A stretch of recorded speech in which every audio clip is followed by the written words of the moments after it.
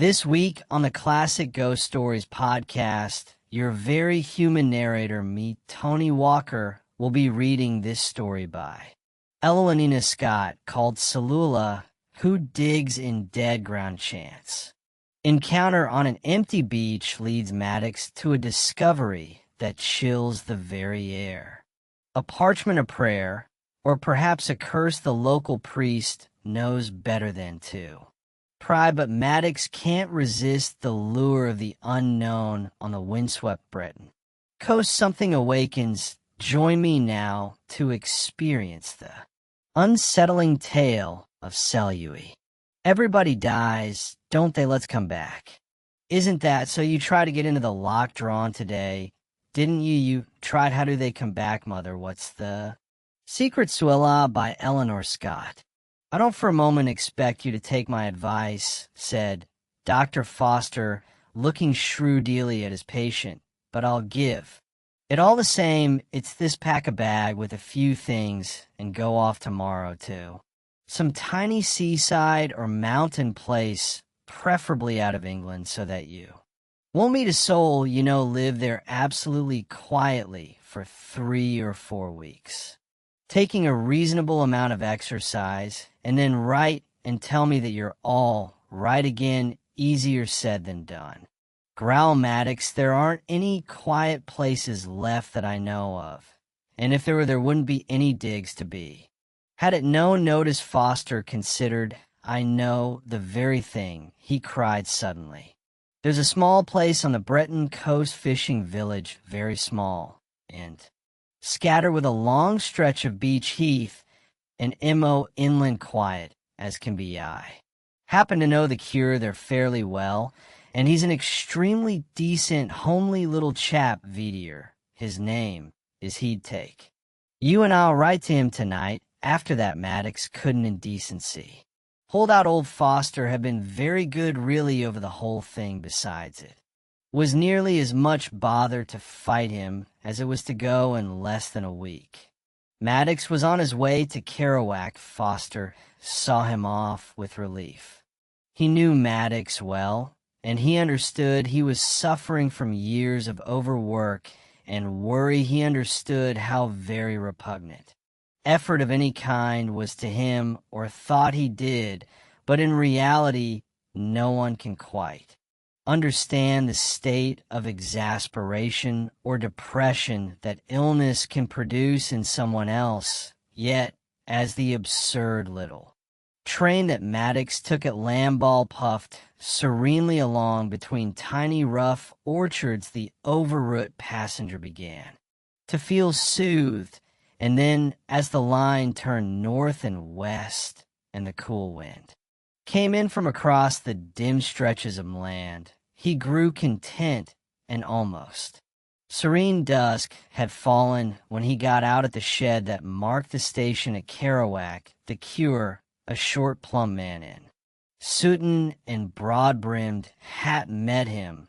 with the kind of almost ossive greeting that Breton peasants give to a guest, and conducted the stumbling steps of his visitor to a rough country lane falling steeply downhill between 2 higher dark banks that smelt of gore and heather and dampness. Maddox could just see the level line of sea lying before him, framed by the steep banks of the moor. On either side, above a few pale stars glimmered in the dim sky. It was very peaceful. Maddox fell into the simple life of the Kerouac Presby. At once the cur was, as Foster had said, a very homely, friendly little man, always serene and nearly always busy, for he had a large and scattered flock and took a very real interest in the affairs of each member of it. Also, Maddox gathered money was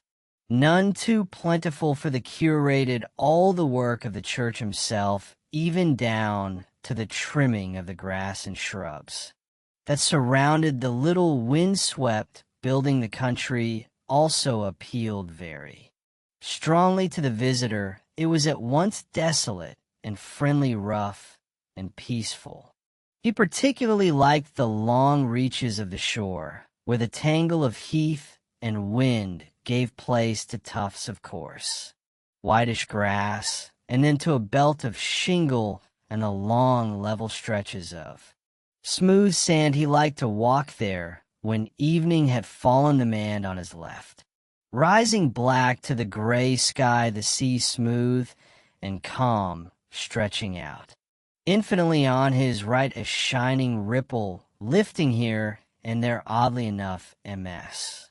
Cure did not seem to approve of these evening rambles, but that Maddox told himself was common among peasants of all races, and he idly wondered whether this were due to a natural liking for the fireside after a day in the open, or whether there were in it some ancient fear of the spirits and demons that country people used to fear in the dim time. Anyhow, he wasn't going to give up his evening strolls for his superstition of someone else, as it was near the end of October, but very calm weather for the time of year, and one evening the air was so mild, and the faint shine of the stars so lovely that Maddox extended his walk beyond its usual limits. He had always had the beach to himself at that time of the evening, and he felt a natural, if quite unjustifiable, annoyance when he first noticed that there was someone else on the shore. The figure was perhaps 50 yards away. At first he thought it was a peasant woman, for it had some sort of hood drawn over the head, and the arms, which it was waving or wringing, were covered by long hanging sleeves. Then, as he drew nearer, he saw that it was far too tall for a woman, and jumped to the conclusion that it must be a monk or wandering friar of quite exceptional height. The light was very dim, for the new moon had set, and the stars showed a faint diffused light among thin drifts of cloud. But even so, Maddox couldn't help noticing that the person before him was behaving very oddly. That he couldn't determine the sex moved at an incredible speed up and down the short stretch of beach, waving its draped arms. Then, suddenly, to his horror, it broke out in a hideous cry like the howl of a dog. There was something in that cry that turned Maddox's cold. Again it rose, and again an eerie wailing, hooting sound dying away over the empty moor, and then the creature dropped on its knees and began scratching at the sand with its hands, a memory forgotten until now. Flashed into Maddox's mind a memory of that rather horrible story in Hans Andersen about an Elizabeth and the drowned child. The thin cloud obscured the faint light for a moment. When Maddox looked again, the figure was still crouching on the shore, scrabbling with its fingers in loose sand, and this time it gave Maddox the impression of something else, a horrible impression of an enormous toad. He hesitated, and then, swallowing down his reluctance, with an effort walked towards the crouching, shrouded figure. As he approached, it suddenly sprang upright, and with a curious, gliding movement impossible to describe, sped away inland at an incredible speed, its gown flapping as it went. Again Maddox heard the long-drawn, mournful howl. Maddox stood gazing through the thickening dusk.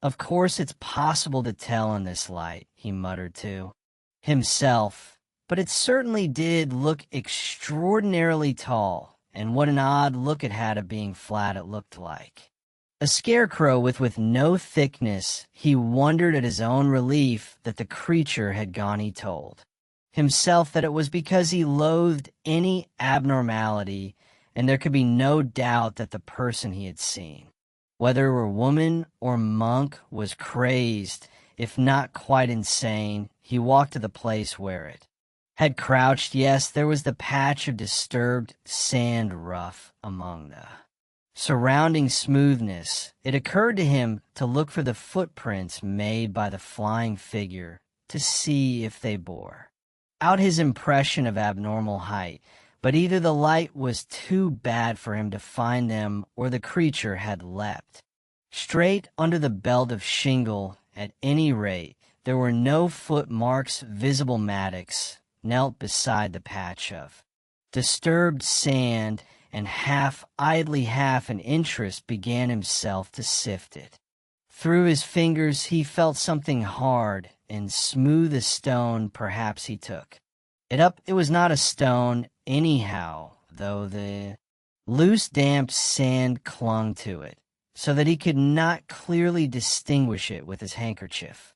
Then he saw that it was a box or case, 3 or 4, and long, covered with some kind of rude carving. It fell open of itself as he turned it about, and he saw that inside was a wrapping of something like, yet unlike leather. Inside again was something that crackled like paper. He looked round to see whether the figure that had either buried or sought this object, he was not sure which it had done, was returning, but he could see nothing but the bushes of the gore and heath, black and stunted against the gray sky. There was no sound but the sigh of the night wind and the gentle lap of the incoming tide. His curiosity proved too strong for him, and he slipped the case into his pocket as he turned homewards.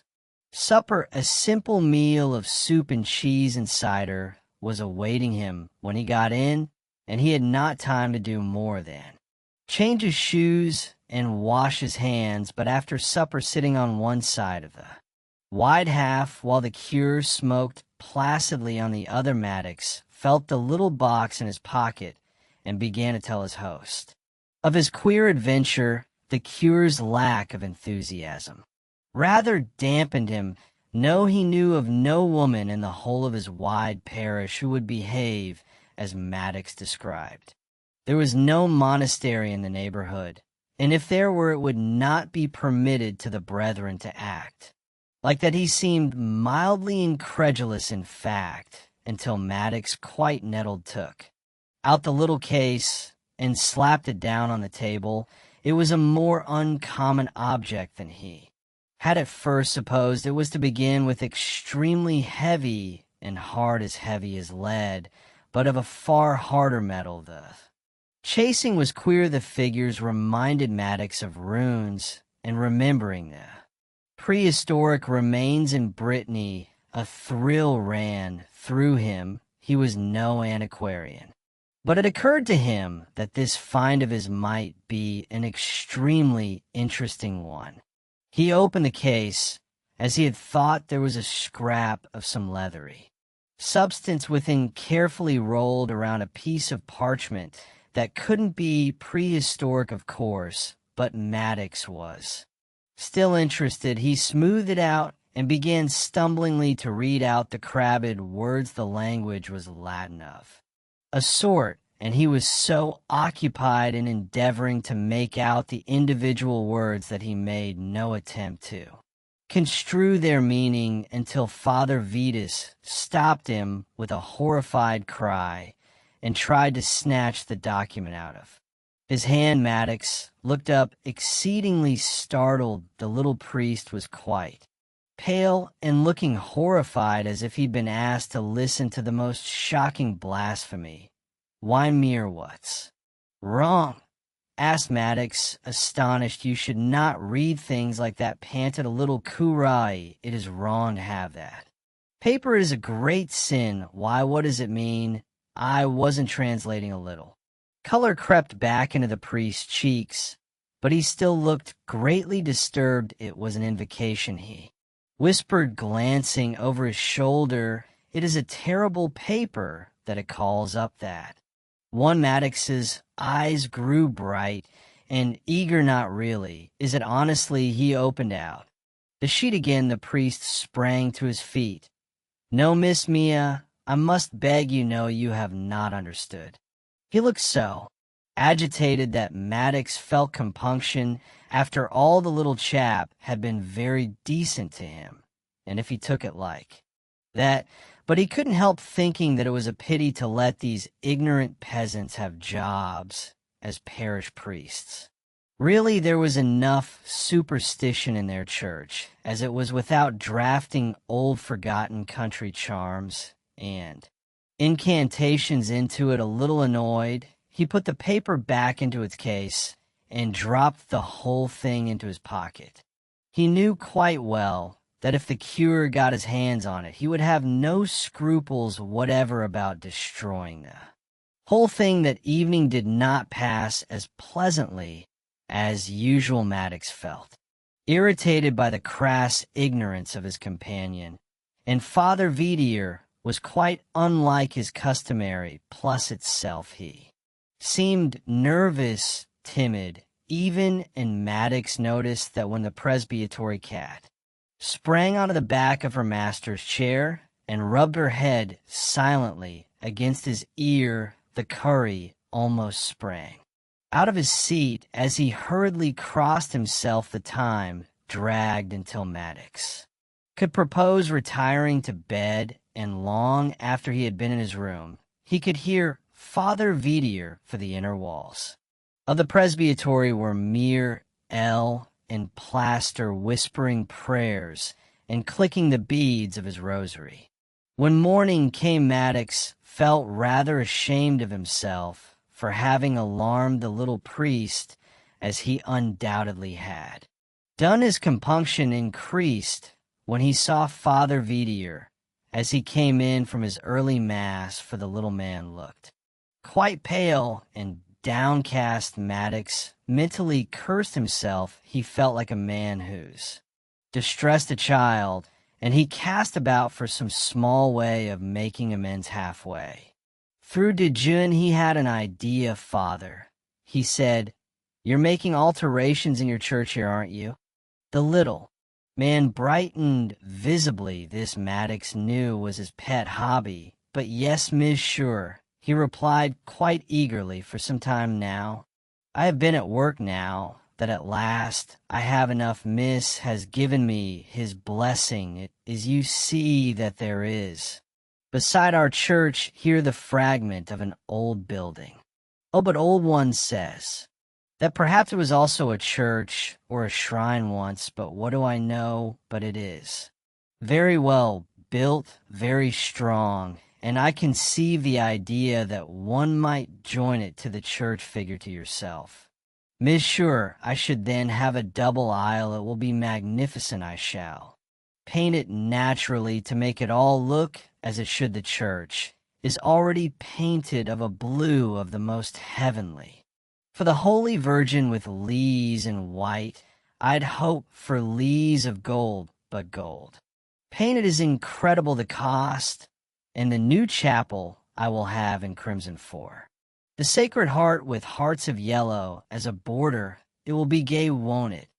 Maddox shuddered inwardly. Very gay, he agreed, gloomy. There was something that appealed to him very much in the shabby, whitewashed little church. He felt pained at the very thought of Father Vidier's blue and crimson and yellow, but the little cure noticed nothing already. "I've begun the present church," he babbled, "and Mia, you should see it is truly celestial, that color. Now I shall begin to prepare the old building, so that as soon as the walls are built to join it to the present church I can decorate. They will not take long, those little walls, not long at all, and then I shall paint." He seemed lost in a vision of rapture. Maddox was both amused and touched. Good little chap. It had been a shame to annoy him over that silly incantation business. He felt a renewed impulse to please the friendly little man. "Can I help you at all, Father?" he asked. "Could I scrape the walls for you, or anything like that?" I won't offer to paint. I'm not expert enough." The priest positively beamed. He was a genial soul who loved company even at his work, but even more he loved putting on thick layers of bright colors according to his long-planned design to have a companion, who did not wish to paint was more than he'd ever hoped for he accepted with. Delight after breakfast Maddox was taken to see the proposed addition to the church it stood on the north side of. The little church, which of course ran east and west, and as far as Maddox could see consisted mainly of a piece of masonry running parallel with the wall of the church, fragments of walls now crumbled, almost joined into the east and west ends of the north wall of the church. It might almost have been at one time a part of the little church. It certainly, as Father Visha had said, would not take much alteration to connect it to the church as in North Isle. Maddox set to work to chip the plaster facing from the old wall with a good will. In the afternoon the cure announced that he had to pay a visit to a sick man some miles away. He accepted with great gratitude his visitor's proposal that he should continue with the preparations for the painting of the new aisle with such efficient help. He said he would have the addition to the church ready for the great feast of St. Michael, patron saint both of the village and the church. Maddox was delighted to see how completely his plan had worked in restoring the little man's placid good humor. Shortly after Maddox went into the churchyard and resumed his labors. He chipped away industriously and was just beginning to find the work Paul when he made a discovery that set him chipping again eagerly at the coat of plaster which later hands adored thickly on the original wall. There were undoubtedly mural paintings on the portion he had begun to uncover. Soon he had laid bare quite a large stretch and could see that the decorations formed a band 6 or 7 feet deep, about 2 feet from the ground, nearly the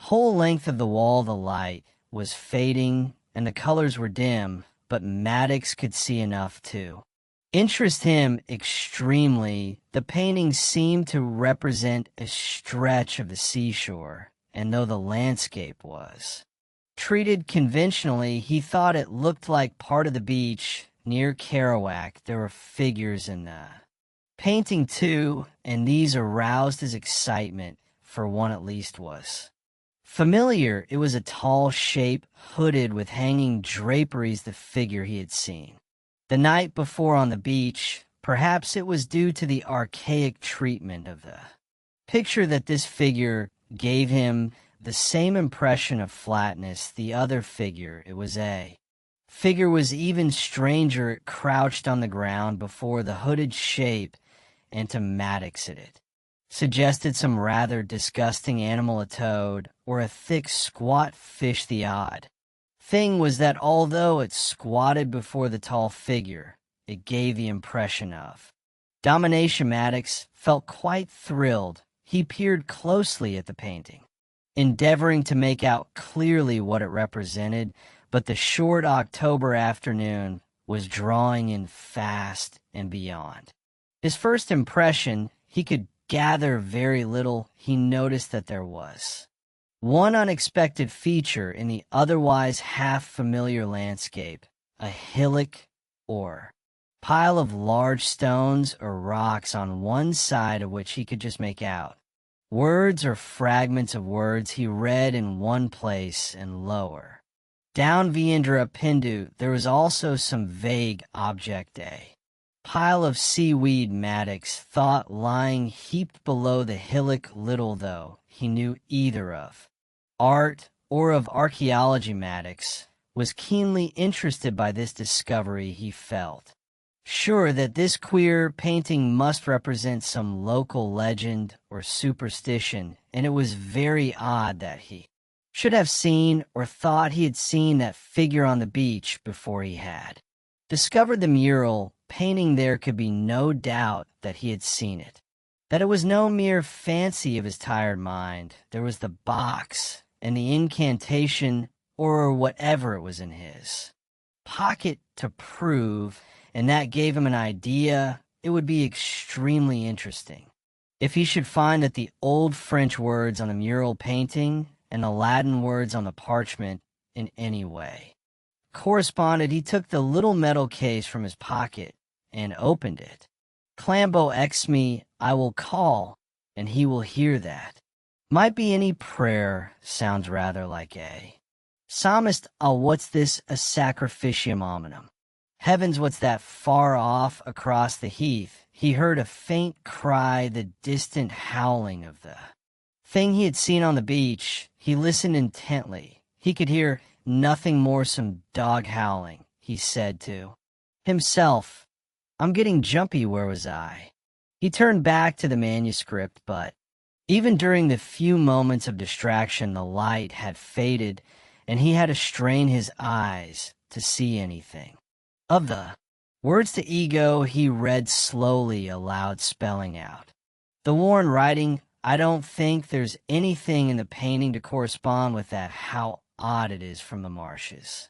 Where thy dwelling is, I call thee, why from the marshes I wonder. He broke off abruptly. Again there came that dreadful howl, and it certainly was not the howl of a dog. It was quite close. Maddox did not stop to consider. He leapt up, ran through the yard into the presbyter, and locked the door behind him. He went to the front door and locked that too, and he bolted every window in the tiny house. Then, and not till then, did he pause to wonder at his own precipitate flight. He was trembling violently, his breath coming in painful gasps. He told himself that he had acted like a hysterical old male, like a school girl, and yet he couldn't bring himself to open a window. He went into the little sitting room and made up the fire to an unwanted size. Then he tried to take an interest in Father Vidier's library of devotional books until a little cure himself should return. He was nervous and uneasy. It seemed to him that he could hear some creature. He told himself that it must be a large dog or perhaps a goat snuffling about the walls and under the door. He was inexpressibly relieved when at last he heard the short, decided step of the cure coming up the path to the house. Maddox was restless that night. He had short, heavy snatches of sleep in which he was haunted by dreams of pursuit by that flat-hooded being, and once he woke with a strangled cry and a cold shudder of disgust from a dream that in his flight he had stumbled and fallen face downwards on something soft and cold which moved beneath him, a mass of toads. He lay awake for a long time after that dream, but he eventually slipped into a drowsy state, half waking and half sleeping, in which he had an uncomfortable impression that he was not alone in the room, that something was breathing close beside him, moving about in a fumbling, stealthy way, and his nerves were so overwrought that he simply had not the courage to put out a hand and feel for the matches, lest his fingers should close on something else he did not try to imagine. What towards dawn he fell into an uneasy doze and awoke with a startsome sound. Had awakened him a melancholy howling cry rang in his ears, but whether it had actually sounded or whether it was part of his memories and evil dreams, he couldn't tell. He looked ill and worn at breakfast and gave his bad night as an excuse for failing to continue his work on the old. While he spent a wretched moping day, he could settle to nothing. Indoors at last, tempted by the mellow October sun, he decided to go for a brisk short walk. He would return before dusk. He was quite firm about that, and he would avoid the lonely reaches of the shore. The afternoon was delicious, the rich scent of the gorent heather warm in the sun, and the cool touch from the sea that just freshened the breeze soothed and calmed Maddox. Wonderfully, he'd almost forgotten his terrors of the night, before at least he was able to push them. Into a back corner of his mind, he turned homewards contentedly, even in his new. He was not going to be out after sundown, when his eyes happened to fall on the white road where the declining sun threw his shadow long and thin before him. As he saw that shadow, his heart gave a sudden heavy thud, for a second shadow walked beside his own. He spun round, no mortal creature was in sight. The road stretched empty behind him, and on either hand the man spread its breast to the wide sky. He ran to the presbytery like a hunted thing. That evening Father Vidier ventured to speak to him. "Monsieur," he said rather timidly, "I do not wish to intrude myself into your affairs. That understands itself, but I have promised my very good friend Miss Foster that I will take care of you. You are not a Catholic, I know, but will you wear this?" As he spoke, he took from his own neck a thin silver chain, to which was attached a little metal black with age, and held it out to his guest. "Thank you, Father," said Maddox, simply slipping the chain about his neck. "Ah, that is well," said the little cure with satisfaction. "And now, Mist, I venture to ask you, will you let me change your room? I have one not as good as yours, I admit it, but which has in it a small opening into the church. You will perhaps repose yourself better there. You will permit?" "With great pleasure," said Maddox fervently. "You're very kind to me, Father." The little man patted his hand. "It is that I like you very much, Monsieur," he said naively, "and I am not altogether a fool. We of Brittany see much that we do not look at, and hear much to which we do not listen." "Father," said Maddox awkwardly, "I want to ask you something.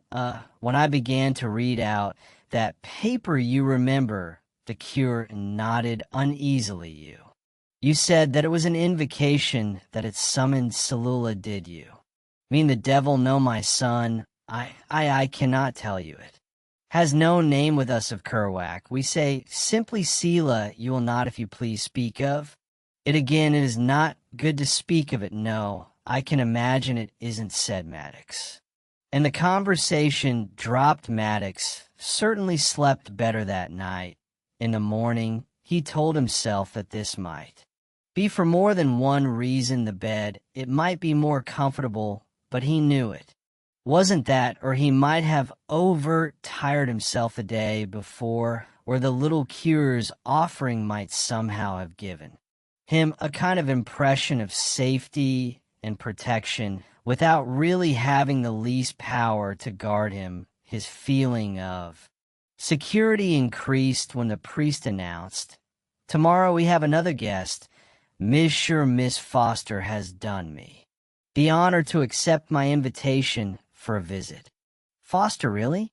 Excellent," cried Maddox. He felt that the doctor stood for science and civilization and sanity and all the comfortable, reassuring things of life that were so utterly lacking in the desolate wilderness of Kerouac. Sure enough, Foster came next day, and was just as stalled and ugly and completely reassuring as Maddox had hoped he would be, and half feared he would not. He seemed to be ignoring his friend's physical condition at first, but on the day after his arrival, he got to business. "Maddox, I don't know how you expect to get fit again." He said, "You came here for the air as much as anything." "I said you were to take moderate exercise, yet here you stick moping about this poky little house." Needless to say, Father Vet was not present when this conversation took place. "What's wrong with the place?"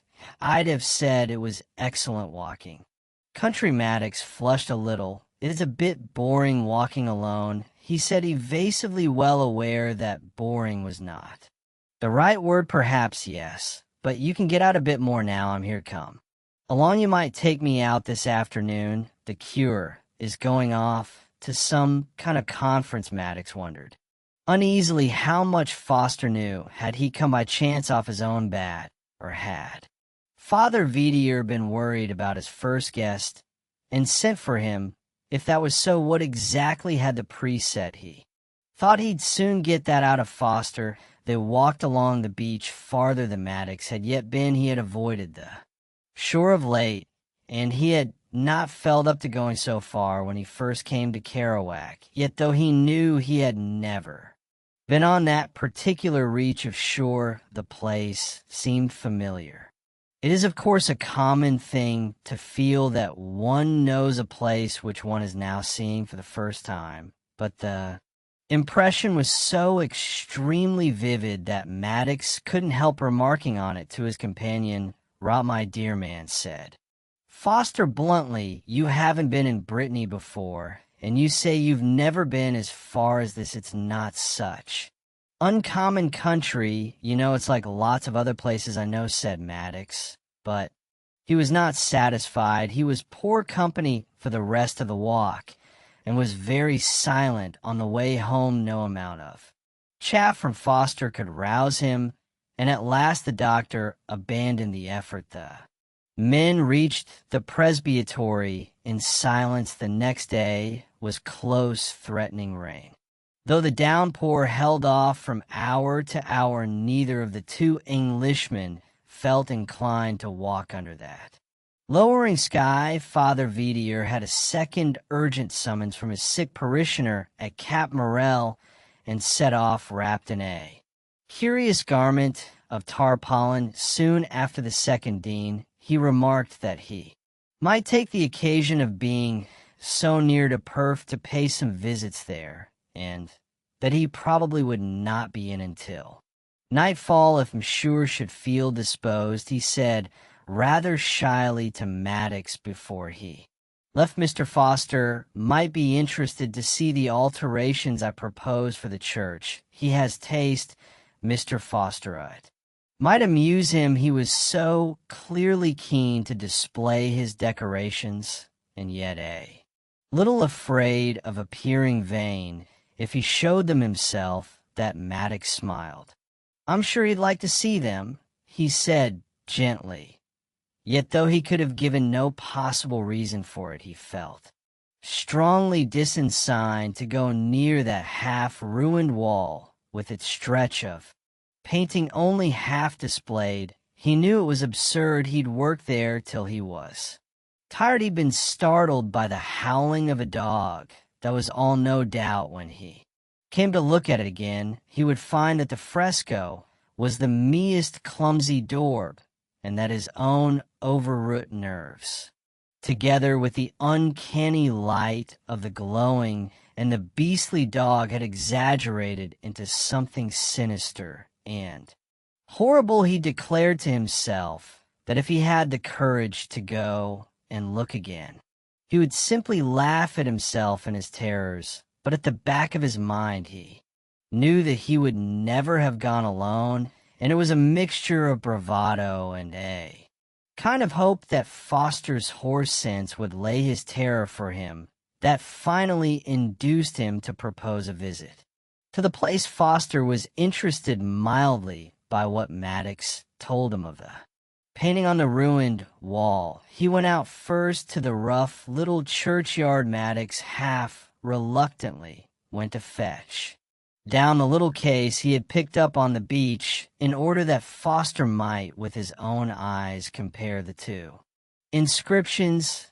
And when he did go out to join his friend, he could hardly bring himself to go over to the wall. He'd worked on it, took quite an effort to force his feet over to it. The decoration was not quite as he had remembered it. The figures were so indistinct and faint that they were hardly visible. In fact, Maddox could well believe that a stranger would not recognize the door was representing figures at all. His relief at this discovery was quite absurd. He felt as if an immense and crushing weight had been lifted from his spirit. In his first anxiety over, he bent to examine the rest of the painting more attentively. That was nearly exactly as he remembered at the pile of stones with the half-ileable words that tumbled. Huddle of seaweed or rags lying before it the long reach of shore, that was. "If Foster come look here," he said where asked the doctor, strolling over look. "This fresco, whatever it is, I said, that bit of shore we saw yesterday was. Familiar this is where I saw it. H might be all very much alike, though, of this. Part of the beach, I don't see anything to get worked up about." "Oh, if you're going to take that line," cried Maddox. "Exasperated you doctors are all alike. Keep calm. Don't get excited. Nothing to worry about," he broke off, gulping with. "Sheer rage, my dear Maddox," said Foster, startled by his silent friends. "Outbursts, I'm awfully sorry. I wasn't trying to snub you in the least. I simply thought," he too broke off, then he decided to risk another annoyance. "What have you got on your mind?" he asked rather urgently. "Tell me, Maddox, there's a good chap. What is it?"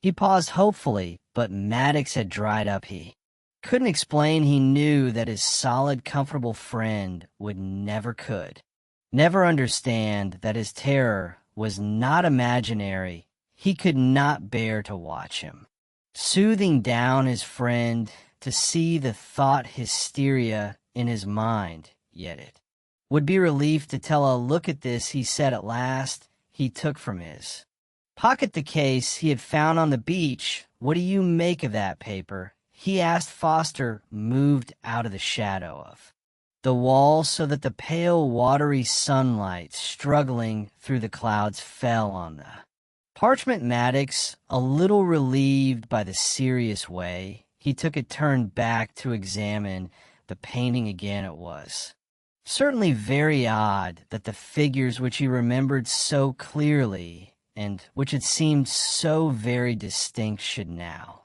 appear so dim that he doubted their reality. They seemed even fainter now than they had when he had looked at them a few minutes ago, and that heap flung beneath the hillock, what did that represent? He began to wonder whether that, too, were a figure, a drowned man.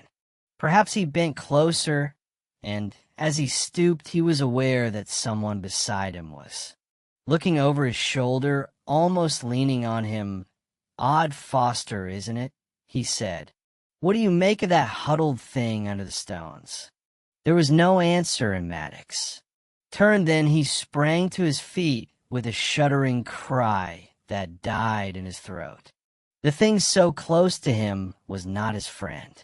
It was the hooded creature of the beach. Foster found the parchment so interesting that he was anxious to see it more clearly. He peered at it closely for a minute and then decided to go into the presbytery for a light. He had some difficulty with the old-fashioned oil lamp, but when he finally got it burning, he thought that the document fully repaid his trouble. He became so absorbed that it wasn't for some minutes that he realized that it was growing very dark and that Maddox had not yet come in. He felt quite disproportionately anxious as he hurried out to the tiny, overgrown churchyard. He was startled into something very like panic when he found no one there. Without reason, he knew that there was something horribly wrong, and blindly obeying the same instinct, he rushed out of the tiny enclosure and ran at his top speed down to the beach. He knew that he would find whatever there was to find on that lonely beach that was pictured on the old wall. There was a faint glimmer of daylight, still enough to confuse the light, until Foster, half distraught with nameless fear, could hardly tell substance from shadow. But once he thought he saw ahead of him two figures, one a man's and the other a tall, wavering shape, almost indistinguishable in the gloom. The sand dragged at his feet till they felt like lead. He struggled on, his breath coming in gasps that tore his lungs. Then at last the sand gave way to coarse grass, and then to a stretch of salt marshland where the mud oozed up over his shoes, and Water came lapping about his ankles, open pools lay here and there, and he saw as he struggled and tore his feet from the viscous slime, horrible creatures like toads or thick squat fish moving heavily in the watery. Ooze the light had almost gone as he reached the line of beach he knew, and for one terrible moment he thought he was too late. There was the pile of stones beneath them lay a huddled black mass. Something was it a shadow wavered, tall and vague above the heap, and before it squatted a shape that turned Foster. Cold something thick lumpish like an enormous toad, he screamed as he dragged his feet from the load-home mud that clooped and gulped under him, screamed aloud for help. Then suddenly he heard a voice, a human voice, enom into omnipotenti. He cried Foster, made one stupendous effort, and fell forward on his knees. The blood sang in his ears, but through the hammering of his pulses he heard a sound like a howling of a dog, dying away in the distance. It was by the providence of the good God that I was there, said Father Vidier. Afterwards, I do not often come by the shore we of Cowak, I'm sure we do not like. The shore after it is dusk, but it was late, and the road by the shore is quicker indeed. I think the good saints led me, but if my fear had been stronger, so that I had not gone that way in it, was very strong, monsieur, I do not think that your friend would be living now, nor do I, said Foster, soberly, my godfather. It was nearly over sacrificium. Ominum, that beastly paper, said, I saw the load-home thing waiting he was lying in front of that hellish altar, or whatever it was. Why, father, why did it have that power over him? I think it was that he read the invocation aloud, said the cure slowly. He called it, do you see, miss, he said the words. What he saw at first is as often seen we are used to it, we of Cowak, we call it Celui-Là, but it is, I believe, only a servant of that. Otherwell, said Foster, soberly, you're a brave man, padre. I wouldn't spend an hour here if I could help it. As soon as poor Maddox can travel, I'm going home with him, has to living here alone, and you are right to go, said Father Visha gravely, but for me, no miss you, it is my post due. You see, and one praise miss you one. Praise always body. Right, well, there we are. Let a few minutes, seconds of that music to enjoy it now. I'm going to talk, and then I'll leave you a few seconds to enjoy the crackling fire. You can just look at the fire now, if you want 'em, yeah. So this is the bit where I try and make you become a Patreon. By hypnotism in the fire, there's a hypnotic thing, and yes, the good thing about that for you is that you get a library, massive library, a deepening library of stories that you can download. There's no ads on them. That's the thing, you can download them from my Google Drive. You've got them, and give them to your Annie. You know you can play them backwards if you want to, so it's a good deal. It's $5 a month, or $10 a month if you want to be really generous and say thank you, Tony. But you know, $5 will do the deal, and a huge library. Here's the library fire. Hello, that was Celui-Là by Eleanor Scott. I'm going to tell you something about. For some of you listened to a previous one I did a couple of weeks ago, by Sabri Quinn, who was a Frenchman in that, and I was a bit over the top deliberately. So, I was aiming for the allotype French. I thought I'd be a bit more subtle in this. You only will be the judges of whether I succeeded or not. Anyway, let me tell you about the lady author. She wasn't called Elena Scott. I mean, she was for the purposes of work, it was a non-plume, but she's a real name. She's real name Helen Melline Lays, and she was born in 1892, 11th of July, in fact, in Hampton Hill, Middlesex. She died in 1965 in Devon. so that means. It's 60 years since she died, so technically this story is still in copyright. She was a British educator and writer whose work, although initially overlooked, is now gaining renewed appreciation for its subtly unsettling atmosphere and exploration of folk horror themes, all there wasn't at whilst. A given name was Helen Melline Lays. She wrote into under a number of pseudonyms, one of which was Eleanor Scott, so her. Father John Kirkwood Lees was a novelist himself, and she was educated and went on to a career in education and actually worked for most of her professional life at a teacher training college in Oxfordshire. And so this seemed as, the notes say, was a respectable, if unremarkable path for a woman of her time, but she liked dark themes her first. A novel which was published when she was 36 was War Among Ladies. Given the controversial subject matter of the book, I think she was kind of ridiculing it really, so otherwise you wouldn't have thought it's that controversial and her position as a teacher. So she adopted the name Eleanor Scott, but also she wrote as P.R. Shaw, as well she published in 1929, so the year after her. A War Among Ladies book, I don't have a copy of that, she had a collection of her own stories called Randall's Round. Now, she said that many of the stories in that collection came to her dreams. Definitely, she admits to inspiration from Mr. James and Alan Blackwood.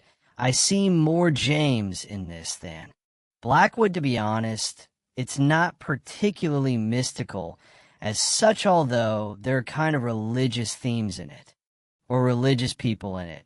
But, whereas Algernon tends to be a bit mystical and talk about, like Descent into Egypt, which I've done, or The Man Whom the Trees Loved, which I've done, or The Willows, there's all this kind of nature mysticism in it. I think I don't get that here, but certainly Mr. James, so Randall's Round when it was published didn't do massively well, and also she may have used Elena Scott to publish other novels, but she may also be in Dinnut, who wrote Unburied Bane and The Men Here, so there isn't much known about her that I could find. Somebody may have a biography of love that I haven't been able to find it. So this one, Celui-Là, was published in 1929 in the interwar period, but always, I've said this before, writers tend to write not even when they're writing a story, a contemporary story, unless they deliberately make it.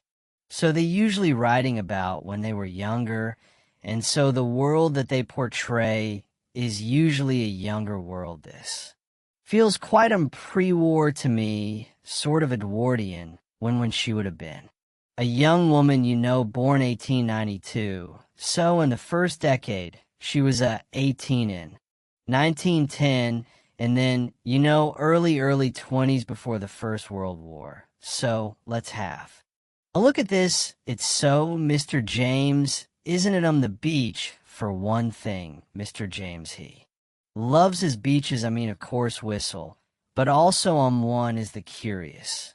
Always, I know it isn't totally beachy, but it feels a bit beachy to me. And what was that other one where there's another one anyway? He loves his beaches, although they're usually in East Anglia rather than in Brittany. Same idea, though I talked in a different story. I did a story set in Cornwall, and I talked about how when you're writing a ghost story or Gothic literature, the writer tends to put it somewhere a bit different, cause it's the idea that this couldn't happen in my street.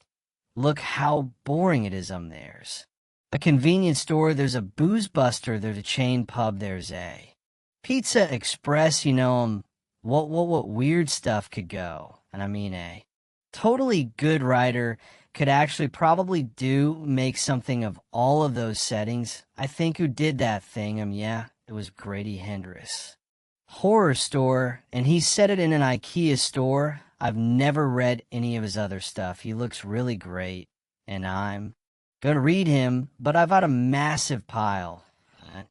I go to the bookshop, and I think, oh yeah, I'm gonna buy this, and many times I've almost got to the pay count of the till, as we would call it, and yeah, put it back, but I've got a million books to read, so I'll get to it because it looks really good. But anyway, going back to my point, usually your gothic author sets the story somewhere different, so either in the past, which is different. The past is another country. They do things differently there, apparently, and or in a kind of romantic weird place. And I was talking about Cornwall. That serves for, of course, the classic, Dracula's Transylvania, Camillia's Corinthia U.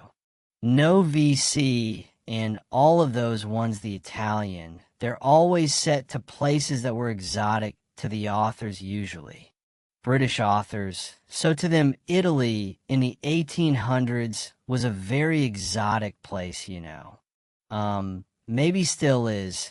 And I was saying also that, with Britain itself has become that for some of the rest of the world. And I talked about Mexican Gothic that Sylvia Garcia Marino wrote. And she used England as the other place, like the Transylvania place, because I suppose to Mexicans, England is quite exotic. And then I thought I've read elsewhere that people, Europeans and others, do think that Britain, and in particularly the but no, I think Britain in general, to people who aren't from Britain, seems very hairy, very shy. Very Lord of the Rings, very stone circles and haunted villages kind of stuff, and of course it is, but if for the British themselves, and you got to think about the population, where most of the population in Britain lives. And the southeast of England, really, I think something like 2/3 of the population lives in a very small part of the islands, and so particularly the Celtic-y places. So, the Highlands of Scotland, Ireland, is clearly another country, but it serves that purpose for the British, and Wales, of course, and Cornwall, but of course Brittany as well, so Brittany is. And then the northwest of France, of course. If you're Breton, you may say it's not in France at all. It was an independent country until it was subsumed into the French monarchy, and then the empire, but they have their own language and their own Celtic traditions. And so, yeah, they serve as others. So Maj wasn't particularly Celtic. I think I always find Maj is very Anglo-Saxon, actually, in the proper meaning of that, not in the modern meaning, but actually to do with Anglo-Saxons, and he was from East Anglia. It's a very Anglo-Saxon place, and that has its own mystery and charms, but it's not, it's different in feel from the Celtic stuff, but so that being aside, so also we have this single gentleman who is a Mr. James figure, and he knows a bit of his Latin, and I should just say that for those who pay attention to this kind of thing I was attempting with, the old French, so you may go, that didn't sound like French, you didn't do all the technically, and that's because in old French, that isn't what they said, the pronunciation of our became. Standing about 16th, 17th century amongst the bourgeoisie in Paris, and became fashionable and therefore spread. It still isn't the case in some dialects of French and Breton. It has taken over a bit, but amongst older speakers they still use that. This isn't Breton, of course. This is Old French in the south of France. They don't, they still use the trar rather than that. You should have actually listened to Simon Rohr on YouTube if you're interested in not in pronunciation of French particularly, but how sounds in English have developed, and how fashionless influences, and this sound then was so fashionable, it spread into Breton as I said, but also into German, and into Danish, and I think the Dutch have resisted it. Good for them. I'm a Triller man myself. Really. So I was attempting to pronounce the Old French at a rough estimation of how it might have sounded rather than just rendering it as modern French. She doesn't write it as modern French. She writes it as Old French. So she's clearly an educated woman, Eleanor Scott. Meline Hella Meline lays. Anyway, that's enough of that. So, but a very, and then of course I attempted now you. No, you don't know this goes through my head. So, when I was doing the Latin there are many ways of pronouncing Latin. The two main ways are the reconstructed classical Latin, which is an estimate of how Julius Caesar may have pronounced it, or Cicero or somebody like that. And then there's the church Latin. The church Latin has an Italianate pronunciation in that it palatalizes, so it sounds more like Italian, which is of course Italian descends from Latin, as does French, but they went their different ways with their accents. But Italian palatalize, and probably that was happening in Vulgar Latin towards the end of the Roman period. In fact, I believe that is the case. Anyway, they say that French is just a Latin spoken with a heavy Gaulish accent, because it was Gaul. Before it was France, obviously, anyway. So I get tied up in these things. I'm sorry if you're not interested, but you might be, because, and in an order number of people are interested in this kind of thing, I found out, and so yeah.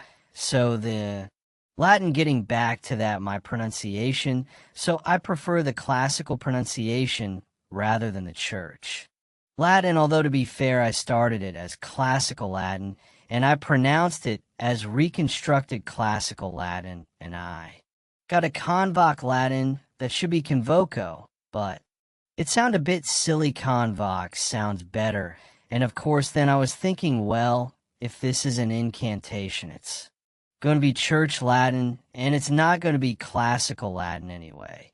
So I maybe went a bit too classical, and I should have put a bit more palatalization in there. But there you go, one makes these choices when one is narrating. You do have to do that, and sometimes so, and it leads to the question, how do I make the choices? Well, really fancy how I'm particularly feeling that day, but also in many cases how I'm disposed to I prefer the classical Latin pronunciation, so I'm generally going to go for that, except when it becomes obvious to me that actually this is a medieval or a church Latin thing, in which case I'm going to have to do it like that. And some words I often say, I just like pronouncing them a certain way. So the classic one is macabre, the one I'm going to mention. I'm going to leave like a hot potato is as buoy as in a knife for David, but he wasn't David.